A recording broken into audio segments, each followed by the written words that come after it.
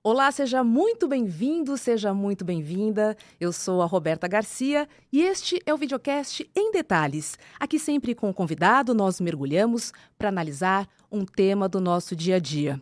Hoje nós estamos ao vivo porque o assunto do momento é: o que acontece agora depois que Bolsonaro se tornou réu?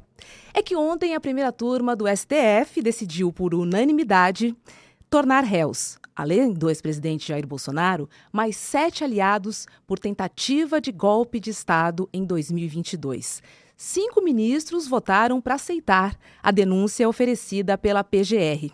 Os crimes imputados ao ex-presidente e aliados foram organização criminosa armada, tentativa de abolição violenta do Estado Democrático de Direito, golpe de Estado, dano qualificado pela violência e grave ameaça, além de deterioração do patrimônio tombado. Por isso, hoje eu converso ao vivo com o professor e também advogado em Direito Penal, Davi Tangerino. Olá, bom dia, é um prazer recebê-lo, seja muito bem-vindo ao Em Detalhes. Obrigado, um prazer estar aqui. Davi, considerando a aceitação, da denúncia pelo STF, quais são os possíveis desdobramentos legais para Jair Bolsonaro? Ele corre o risco de ser preso antes mesmo do fim da ação penal? Vamos lá. A prisão no Brasil, ordinariamente, ela é resultado de uma sentença condenatória, então, primeiro, transitada em julgado, ou seja, contra aquela adesão não cabem mais recursos. Todavia, nós temos no Código de Processo Penal algumas previsões das chamadas prisões cautelares, né? A mais conhecida delas é a prisão preventiva, que não é uma antecipação da pena. É por isso que ela é uma cautelar. Ela tem uma função acessória ali, que é proteger o julgamento. Então, se o sujeito coage uma testemunha, tenta destruir prova, vai fugir, alguma coisa assim, então o juiz, a juíza, decretam uma prisão. Neste caso, então, até agora não houve, vai depender do próprio Jair Bolsonaro. Se ele não tomar nenhuma medida extrema que pareça atentatória ao processo, eventual pena só virá ao final do processo.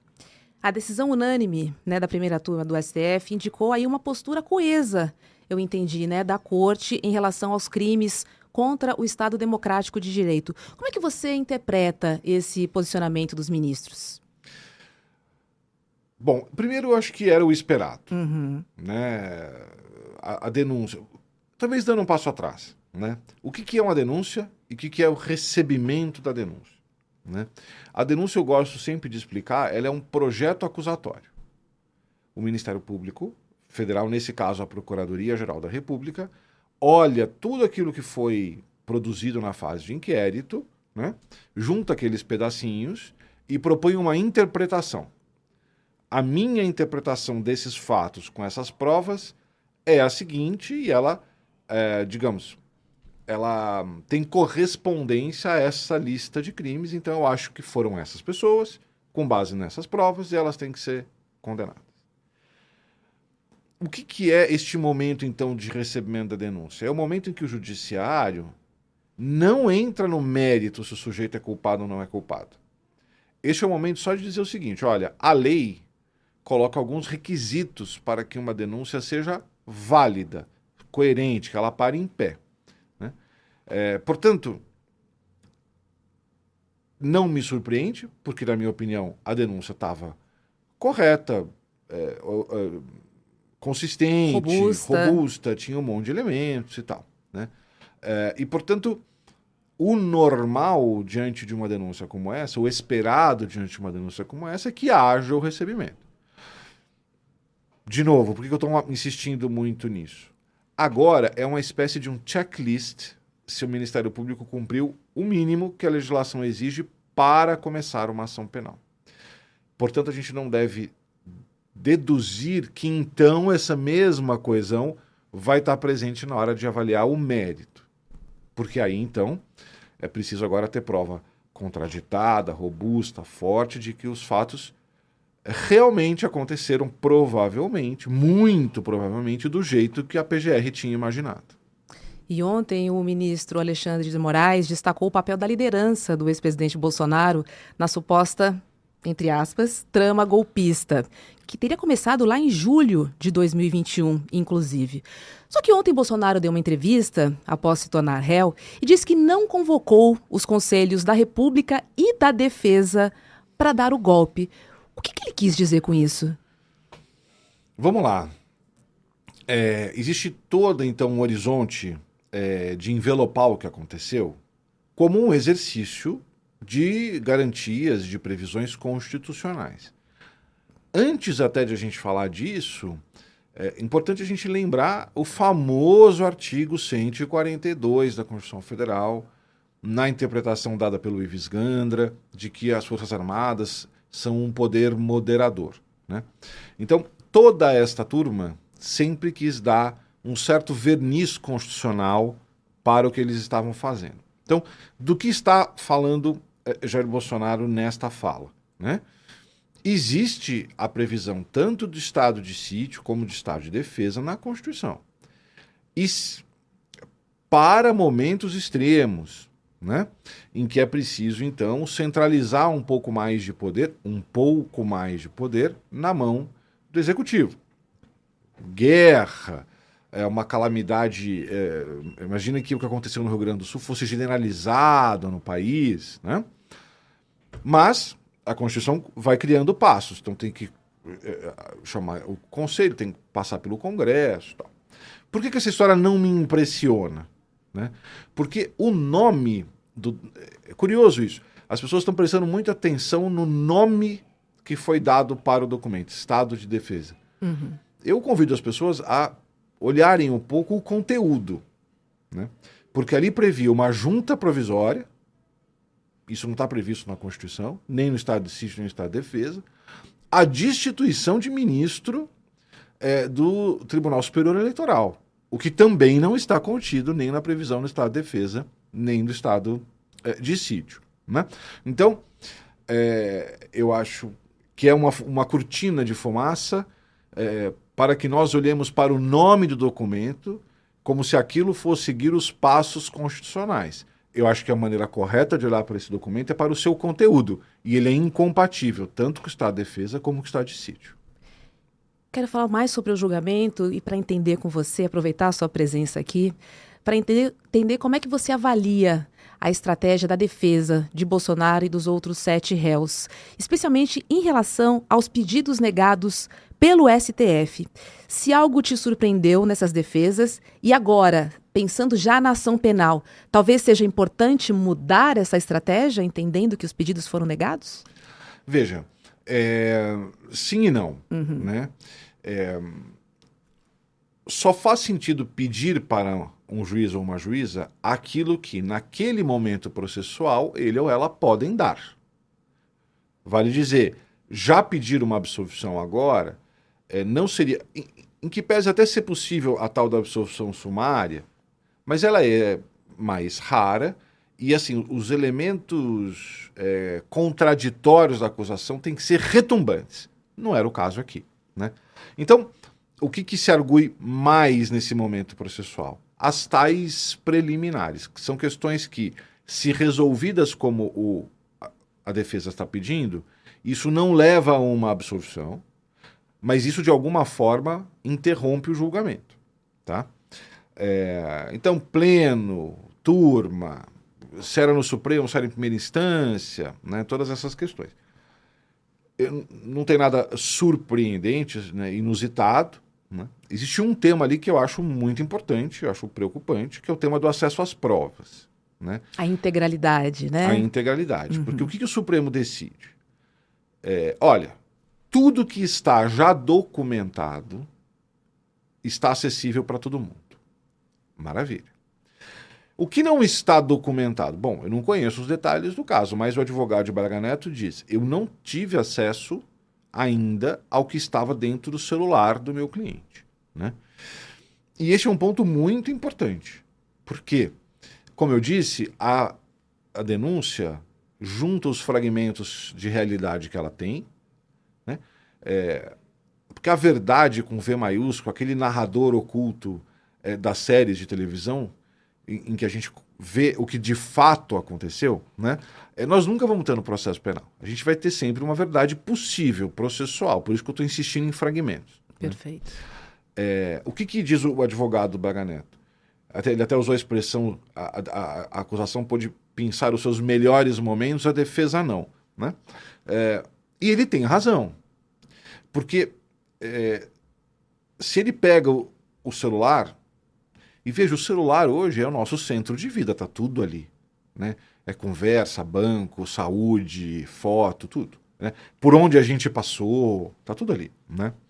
Ele poderia, desde logo, oferecer outros fragmentos para contraditar a hipótese acusatória. Né? Tá bom. Agora não precisa disso. Mas precisa quando? Porque qual que é o próximo passo? O próximo passo é começar a ouvir testemunha de acusação. Ora, eu preciso dessas provas para caso eu tenha alguma coisa ali que contradiga, que contraponha o que aquela testemunha de acusação está dizendo. Né? Então, talvez para facilitar, a pergunta é: por que não se esperou toda a prova estar produzida para aí, então, se elaborar uma denúncia? Porque, olha, se está tudo sobre a mesa, aumenta a chance de a Procuradoria-Geral da República acertar no seu projeto acusatório. E aumenta a possibilidade de a defesa se opor àquela proposta. Então, este é um tema preocupante que eu acho que o Supremo, honestamente, andou mal, tá? Você acredita que agora, então, as defesas terão acesso à integralidade dos materiais encontrados, né, nos celulares, nos computadores? É o próximo passo, teoricamente, agora ou não? Então, deveria ser. Né? O que o Supremo diz é: a defesa terá acesso, mas não disse quando, ou até quando. Né? Então, cenas dos próximos capítulos. Marcada a instrução, né, marcada a primeira audiência, eu tenho certeza que as defesas vão voltar e falar assim: e a prova? Eu preciso da prova. Né? Porque tem esse jogo linguístico. O que está documentado está disponível. Então, até para que as pessoas entendam do que nós estamos falando. Quando a polícia apreende um celular, né, ela extrai aquilo, elabora um relatório, e o relatório é sempre os melhores momentos, para continuar na analogia. Sim. Né? Mas o material bruto está lá, inteiro, né? Para que, então, a defesa fale: olha, beleza, você pegou esse pedaço aqui, eu estou mais interessado nessas outras conversas, ou nesses outros arquivos, ou nesses outros registros de presença, né? Cenas dos próximos capítulos. Não sei quando isso vai estar disponível. E, Davi, além da integralidade que a gente está conversando aqui, eu queria falar sobre a delação de Mauro Cid, principalmente no voto e no posicionamento do ministro Luiz Fux. Você acha que na ação penal, tanto a integralidade, se é que ela não for, né, liberada, e a delação do Mauro Cid serão dois tópicos importantes? Sem dúvida. Já seriam, ainda que a delação tivesse sido menos controversa, vamos dizer o seguinte. Né? Por quê? Em 2014, com a Lava Jato, né, a lei que autorizou a colaboração premiada era novinha. A lei é de 2013. Né? Então, no final do dia, a Lava Jato foi um grande laboratório de testagem daquela nova previsão legal. E na percepção do Supremo, passados os anos, houve muita colaboração em que tinha muita conversa e pouco elemento de prova para respaldar aquela conversa. Né? Depois, inclusive, isso levou a mudanças legislativas, dizendo: você não pode ter nenhuma providência grave baseado apenas no relato do colaborador. Então, virou então carne de vaca, em qualquer caso que tem colaborador, discutir se aquilo que está sendo levado como variável para me condenar é baseado exclusivamente na narrativa ou se tem outros apoios. Então, esse debate já estaria colocado. No caso do Mauro Cid, a coisa fica particularmente complicada. Por quê? Ele foi chamado... O ministro Fux fala em 9, eu acho que ele erra, tá? Porque o que diz o ministro Alexandre de Moraes ele foi ouvido 8 vezes, alguma coisa assim, mas não é que cada vez ele mudou a versão, né? Quando você vai fazer uma proposta de colaboração, Roberto, você fala assim, ó, eu vou falar sobre 15 coisas. E o que o Ministério Público faz? Ele fala, então tá bom. É algo bem parecido com o que a gente está fazendo aqui, inclusive. Então eu vou gravar, você fala sobre a coisa 1. Fecha. Começa um outro. 2. Bom, uma hora o dia acaba. Aí você volta, aí você volta, aí você volta. Então eu acho que quando o ministro Alexandre fala em 8, ele quis dizer sessões e não versões. Mas nós conhecemos, então, publicamente 2 vezes em que o Mauro Cid foi chamado para tomar uma bronca dizendo, amigão, você está se contradizendo. A primeira, se eu não estou enganado, uma delas, eu não sei só se foi a primeira ou a segunda, a Veja tem acesso a um vídeo em que ele fala, eu falei o que eles queriam ouvir, eu fui coagido. O juiz não tem opção. Ele chama o Mauro Cid e fala, então, amigão, é o que você falou? Não é o que você falou. Por que eu estou falando de tudo isso? Né? Porque o ministro Fux fala, 9 colaborações não é colaboração nenhuma. Né? 9 versões não quer dizer nada. Bom, então nós estamos no campo, né, da nulidade, se a colaboração valeu ou não valeu. Mas aqui é importante a gente separar o seguinte, existem 2, em termos de grupo, né, 2 grupos de nulidades, nesse caso, com efeitos diferentes. Vou começar com o mais simples. Né? O que a lei fala? Olha, colaborador, se você mentir ou se você omitir dolosamente alguma coisa, tipicamente para proteger alguém, tem um amiguinho meu que eu quero deixar de fora. Né? Qual é a consequência disso? Você perde o seu acordo, mas prestem bem atenção. O que você produziu de prova vai ser usado não só contra os outros, mas contra você, colaborador. Esse grupo de nulidades não interessa para os outros réus. Esse tipo de nulidade só prejudica o Mauro Cid. O que os outros réus parecem querer? Um outro tipo de nulidade que tem a ver com a voluntariedade. Então, tem tanto um jeito que apareceu anteontem nas sustentações, né? Que ele foi coagido, e aí, se essa nulidade emplaca, nada valeu. Uhum. E isso interessa para todo mundo. Esse é o ponto que eles vão tentar bater, né? Ou uma versão disso que quando ele era chamado para prestar contas das inconsistências, né, ele era induzido a confirmar as hipóteses da PGR. Então, era como se operasse de maneira inversa. Que a história já tinha sido contada e que ele estava ali para corroborar em alguns pontos. Isso também tem comunicação com a voluntariedade, com a espontaneidade e tal. Então, a defesa parece, obviamente, né, porque é o que traria benefício para os outros réus caminhar para este lado.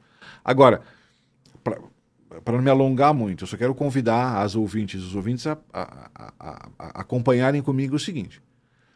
Para Fux sustentar essa posição, ele vai ter que dizer que o Alexandre de Moraes ou coagiu ou induziu o Mauro Cid. Então, o custo político de assumir essa posição contra um colega é alto. Por isso que como eu leio essas entrelinhas, eu acho que o Fux vai propor que não se dê ao Mauro Cid a totalidade do prêmio que foi convencionado. Algo do tipo, olha, o colaborador nota 10 recebe tudo que foi prometido. O nota 5, metade. E você foi nota 5. Alguma coisa por aí.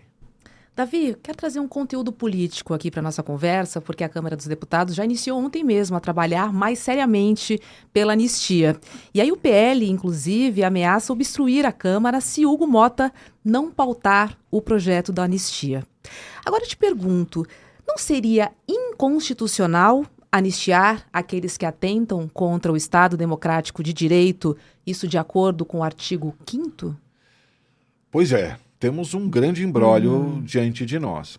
A Constituição não veda expressamente anistia para este tipo de crime, porque este tipo de crime não está na lista de crimes hediondos. E também a Constituição não parametriza o exercício genericamente do que a gente chama de direito de graça, né? Ela não coloca, tirando essa história de não poder ser para crime hediondo, tráfico de drogas, e os equiparados a hediondo, né? Ela não coloca limites expressos, tá? Bom, aí você me pergunta, então, se a Constituição expressamente não proíbe esse tipo de anistia, logo ela é constitucional. Por isso que eu falei, do ponto de vista formal explícito, né? Porque o Supremo poderá chegar à conclusão de que é inconstitucional, não pela literalidade do que está posto, mas a partir de princípios constitucionais. Por exemplo, a separação de poderes, né? Agora, o custo argumentativo de comunicação social desse tipo de fundamentação é muito alto, porque isso vai facilmente ser interpretado como um puxadinho, um arranjo, uma sopa de palavras bonitas jurídicas para justificar um ponto de chegada, né? Então, se nós vivêssemos tempos de normalidade institucional, o mais prudente seria a Câmara sequer cogitar de levar esse projeto adiante, porque eles sabem, certos como a luz do sol, que isso vai parar no Supremo, e o Supremo vai declarar inconstitucional, e aí nós vivemos essa retroalimentação infinita da crise. Davi, para a gente fechar, qual é a sua expectativa em relação à dosimetria, considerando um ex-presidente da República e militares de alta patente? Assim que o primeiro réu do 8 de janeiro foi julgado, o Aécio Almoxarife da Sabesp, né, no meu podcast, inclusive, eu dediquei um episódio para recalcular a pena do modo que eu entendia mais adequado. E onde Alexandre de Moraes achou 17 anos, eu achei entre 4 e 5. Uhum. Né? E eu estou convicto disso pelos critérios objetivos, mas eu queria puxar a conversa aqui pelo ângulo, um outro ângulo agora. Por que será que Fux resolveu, bem no caso da moça do batom,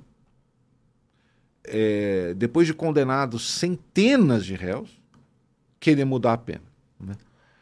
A minha intuição é porque este caso do Bolsonaro finalmente se concretizou, existiu, veio para o gabinete, e aí um virou para a cara do outro e falou, e agora?